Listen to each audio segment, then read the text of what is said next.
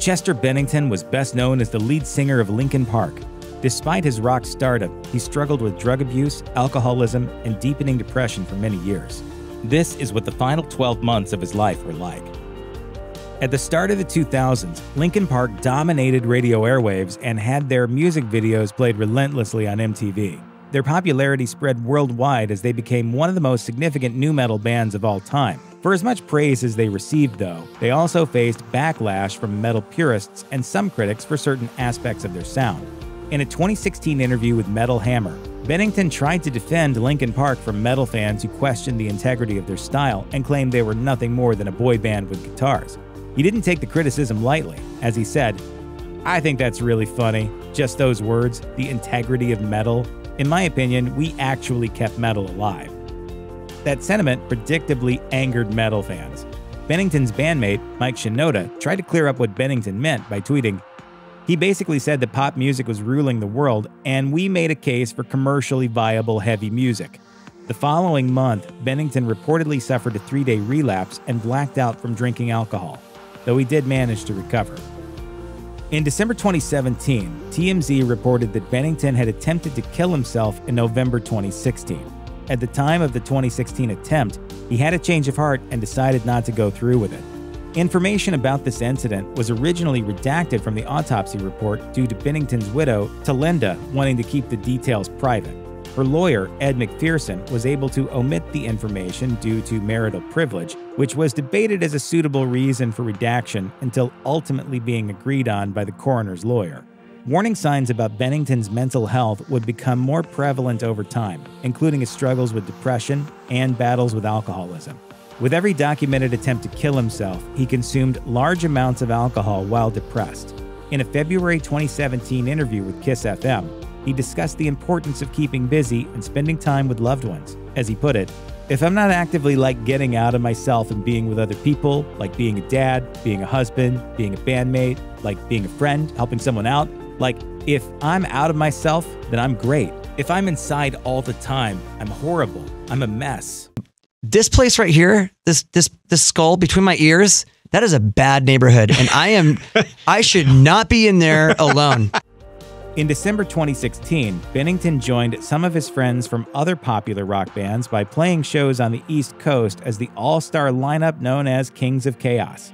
After a series of warm-up shows in Las Vegas, they were scheduled to play in New Jersey and then finish up in New York. Along with Bennington, the lineup consisted of Guns N' Roses' Matt Sorum, Cheap Trick's Robin Zander, ZZ Top's Billy Gibbons, and Stone Temple Pilots' Robert DeLeo.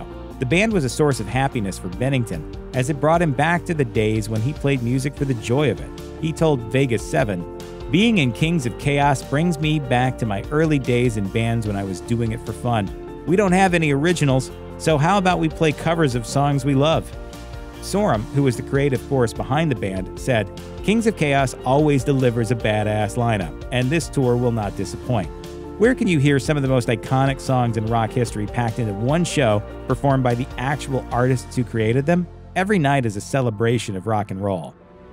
After his time with Kings of Chaos, Bennington didn't take long to team up with another band that brought him back to his early love of music. In February 2017, he reunited with Grey Daze, a grunge band from Arizona he sang for before joining Linkin Park. He made the announcement on Instagram as he explained how he wanted to revisit and re-record tracks from their first 2 albums using better technology and more funding. After Bennington's passing, the remaining members of Grey Daze pushed ahead with the new album. They also released an open letter that stated, "We all wanted to fulfill Chester's dream of people hearing Grey Daze music as he always envisioned it. The fact that we got to retrack and rewrite the music around his vocals was an amazing experience. This is what our good friend wanted. He wanted the music to feel fresh and relevant, so people who knew his music but not his original band could relate to it." Bennington was good friends with Chris Cornell, lead singer of the bands Soundgarden and Audioslave. And in May 2017, Cornell took his own life, and Bennington paid tribute to him by singing at his memorial service. When Bennington passed away, there ended up being a couple of strange connections between the two singers' deaths. Both of them hanged themselves, and Bennington took his own life on what would have been Cornell's 53rd birthday. In an interview with Radio.com, Mike Shinoda spoke about the impact that Cornell's death had on Bennington. As he put it, When we were doing a sound check, Chester couldn't even make it through the song. He was getting halfway through and getting choked up. And even when we did play the whole song, and it was live on TV or taped for film for TV, he kind of just stopped like towards the end, like he missed the last couple of lines. Just couldn't finish the song. Fans were crying in the audience, and I think it was cathartic. I think it was good. Back in September 2016, Bennington showed up in a video to update fans on the progress of Linkin Park's upcoming 7th studio album, One More Light, their follow-up to 2014's The Hunting Party. We've done some really great stuff in here. The songs are amazing.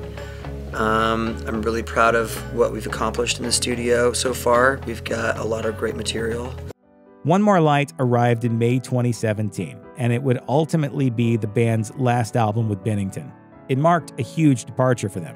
The Hunting Party had featured contributions from other rock artists like Helmet's Page Hamilton, System of a Down's Darren Malakian, and Rage Against the Machine's Tom Morello. One More Light, however, wasn't as concerned with being a purely rock album. It instead featured a lineup of collaborators with more of a pop background. The lyrical content served as an ominous glimpse into Bennington's struggles with depression. For example, his lyrics for the song Heavy were eerily similar to what he'd been expressing in interviews during the last year of his life. Notably, the chorus featured the line, "If I just let go, I'd be set free." In a February 2017 interview with Kiss FM, he revealed, "I have a hard time with life sometimes. Sometimes it's great, but a lot of times for me, it's really hard. Even when it's good, I just am uncomfortable all the time."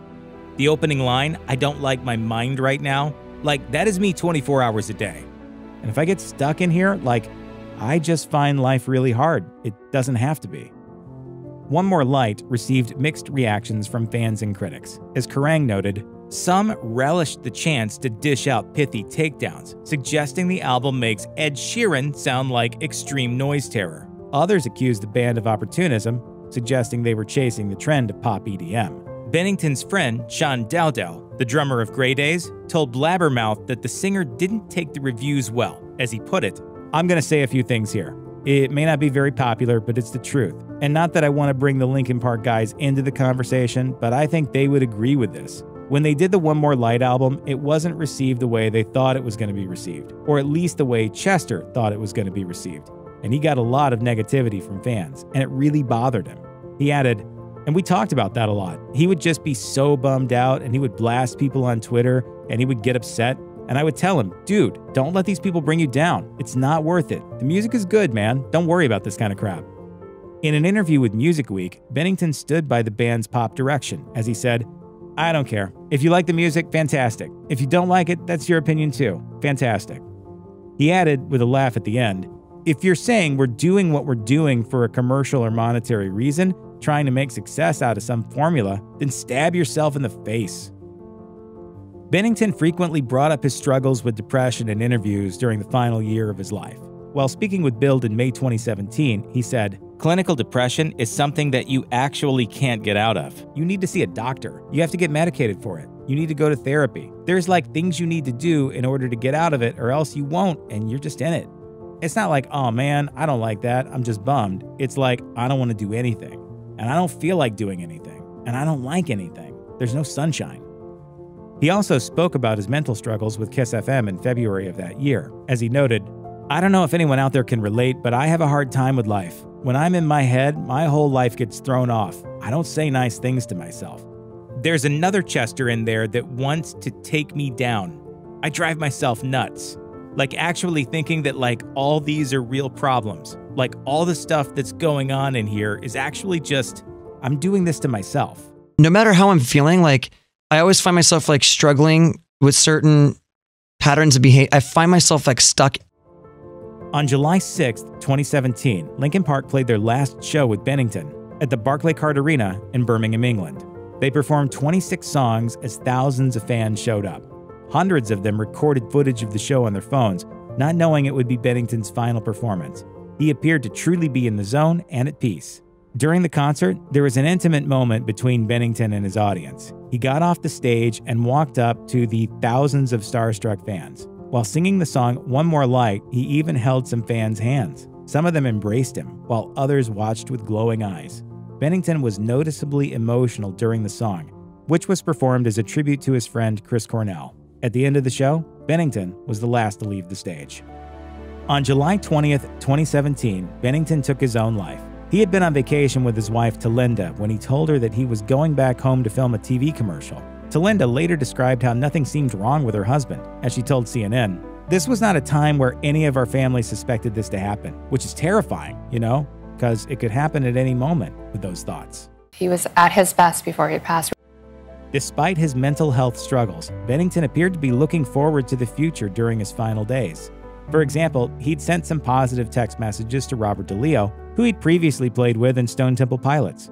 And he'd also emailed Matt Sorum to say that he'd like to perform with Kings of Chaos again. That unfortunately didn't happen, but the music that Bennington did put out lives on. And hopefully, the visibility of his example will inspire others who are struggling to get help. If you or anyone you know is having suicidal thoughts, please call the National Suicide Prevention Lifeline at 1-800-273-TALK. 1-800-273-8255.